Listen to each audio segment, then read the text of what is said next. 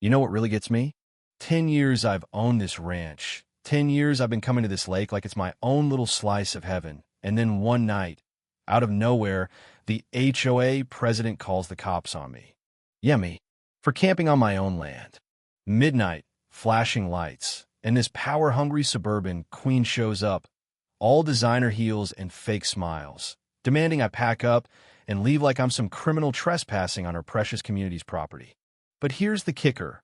While she's accusing me, sneaking around in the dead of night, using my private lake like it's her personal playground, guess who I caught coming onto my property? And what I found out about her midnight visits. Man, that blew the whole thing wide open. Let me back up a sec.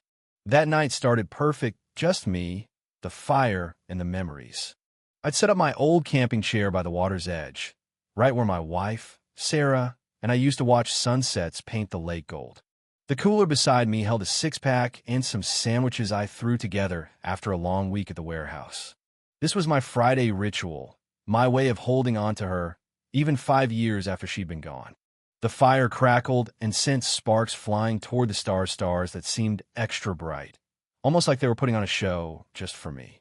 I could almost hear Sarah's laugh in the wind, feel her head resting on my shoulder as we planned all the things we'd do with this place, maybe build a dock, stock the lake with bass, throw barbecues for the guys. Then bam, the siren shattered, everything red and blue lights bouncing off the water like some twisted disco ball. 2 patrol cars rolled up, kicking up dust in their beams. I recognized Deputy Mike Foster stepping out first. Mike and I go way back. We used to skip class together to go fishing. But that was a lifetime ago. Behind him marched Patricia Collins, the Crestview HOA president, heels clicking on the dirt like she owned not just the neighborhood, but the whole county. That's him, officer, she announced, pointing at me like I was a hardened criminal.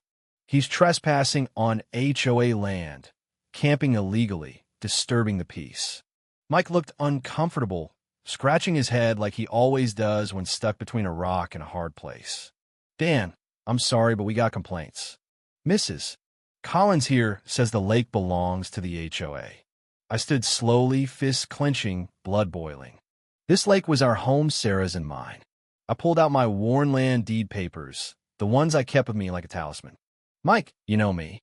I bought this ranch 10 years ago, every penny my parents left me, everything Sarah and I saved. These papers prove this land, every inch, including the lake, is mine. Patricia snatched the papers before Mike could even look, her manicured nails glinting in the firelight. She scoffed, tossing them back like they were worthless. Fake, probably. Everyone knows this lake's part of the community watershed, not your private playground. Mike shifted, more uncomfortable. Dan, I'll have to sort this out properly. Mrs. Collins has been talking about some HOA initiatives that could help with department funding, maybe even career advancement for local officers. He avoided my eyes. For tonight, you need to pack up, keep the peace while we figure this out. I snapped, gathering my gear with sharp movements, anger coiling tight. She smiled, that fake smile, the one that probably worked on the soccer moms and retired executives around here. This land's not yours, buddy, she said, dripping with condescension. Soon everyone will know it. Her words hit me like a punch. I thought of my parents handing me the check for this ranch, their dream finally real through me. I looked at Patricia, really looked at her, just greed in a pantsuit. I tossed my gear in the truck, each thud echoing across the lake. Mike walked me to my vehicle, hand on my shoulder, sympathy, or maybe just making sure I left. Dan, we'll get this sorted. Just give me some time. But Patricia's smug grin lingered in my rearview mirror as I drove away. Her image burned in my mind like a bad omen. Then my phone buzzed an unknown number. The message? Leave the lake or lose more than land. My heart hammered. This was no ordinary property dispute. Patricia's ambitions ran deeper, darker than anyone knew. Who else was in on this? How far would they go? I spread every document I had on the kitchen table, deeds, tax records, maps, hunting for a clue. That's when I saw it. On an old town map, in faded pencil, the word shared right over my lake. Could this be Patricia's secret weapon? Late that night, I called Evelyn Harper, the town's unofficial historian, who'd lived here since before Crestview was even a dream. "Dan, I knew you'd call," she said, voice heavy with knowing. "Let me guess Patricia's sniffing around your lake." When I told her about the map and the police visit, she laughed dryly. "Honey, HOA land grabs like this aren't new. Patricia's just the latest in a long line of bullies trying to steal what ain't theirs. Bring those papers tomorrow, there's more you need to know." But hope was short-lived. An email arrived from Patricia, legal threats, cease and desist notices, accusing me of illegal trespassing, damaging community resources. Attached were photos of me at my own lake, time-stamped and taken from different angles, like surveillance footage. The next morning, a knock came too early.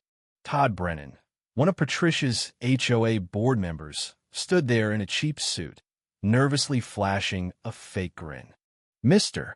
Carver, the HOA's got a generous offer sign over the lake rights. No lawsuits, no embarrassment. Mrs. Collins will even compensate you." I asked what if I refused. "You'll lose everything," Todd said, voice turning mean. "The lake, the ranch, maybe even your job. Mrs. Collins has connections." I kept my voice steady. "My papers don't just talk. They win." Todd retreated, eyes darting, realizing I wasn't some pushover. I drove to Evelyn's to learn more.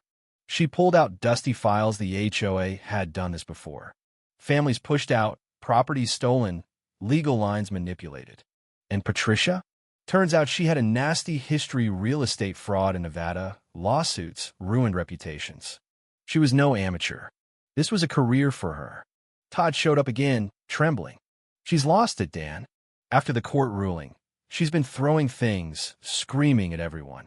Hired a lawyer to bury you in legal fees. And she's planning something worse than the lake."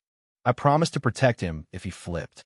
Back at the ranch, I set up hidden cameras, tiny things in birdhouses and fence posts, watching every inch of my property. After the HOA meeting where Patricia played the victim, fake tears and all, I caught her people at midnight dumping toxic sludge into my lake, turning the water a sickly green. They thought they'd gotten away, but I had the proof. The next morning, I handed the footage to Mike. His face went pale. I knew she was pushy, but this is criminal. He promised an investigation. I played the long game, sent Patricia a fake surrender letter, letting her think she'd won, while building a case that would bury her. Evelyn and Maria, neighbors who'd lost gardens and land to Patricia's schemes, came forward with testimony and evidence. At court, I laid out the proof: videos, documents, witnesses. Patricia's act cracked under cross-examination. She ranted about conspiracies, but the judge wasn't having it. Patricia was removed from her position, fined, barred from any HOA authority. Her husband faced his own legal troubles. But Patricia wasn't done. Threats, vandalism, my gate rammed, a note pinned with a knife. "Give up or your lake's next." Yet every threat just fueled me more. The community rallied. The local news called it the HOA's biggest flop. Social media exploded with support. Even residents too scared before started speaking up. And then the twist I planned: I bought 40 acres of Crestview, including their clubhouse, pool, and golf course.